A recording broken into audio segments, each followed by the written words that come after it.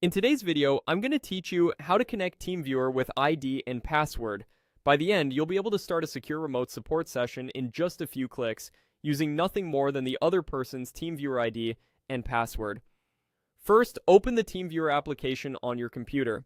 If you don't have it yet or haven't used it in a while, download the latest version from the official TeamViewer website to avoid compatibility issues. Make sure you have a stable internet connection and keep both your device and the other person's device awake and connected. Once TeamViewer is open, look for the remote support area on the main screen. Depending on your version, it may appear as a tab or a prominent section. This is where you manage connections to another device. If you don't immediately see it, maximize the window or check the sidebar for remote support or remote control options. Both lead to the connection workflow you need. Next, find the field that says Enter the ID of the other user, sometimes labeled Partner ID. Type in the numeric ID provided by the person you're helping. It's usually a series of digits. Double-check each number to avoid typos, and if they sent it to you digitally, copying and pasting can reduce errors. Remove any spaces before or after the number so the app recognizes it correctly. After you've entered the ID, click Connect. TeamViewer will attempt to reach the remote device.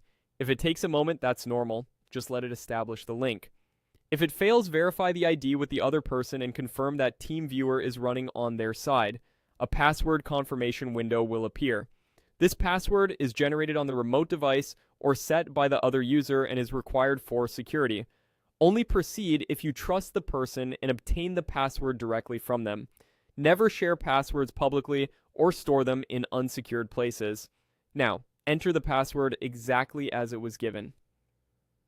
TeamViewer passwords can be case-sensitive, so pay attention to uppercase and lowercase letters, numbers, and symbols.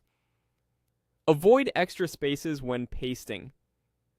If you see an incorrect password message, carefully retype it, or ask the other person to confirm they're reading the current password from their TeamViewer window.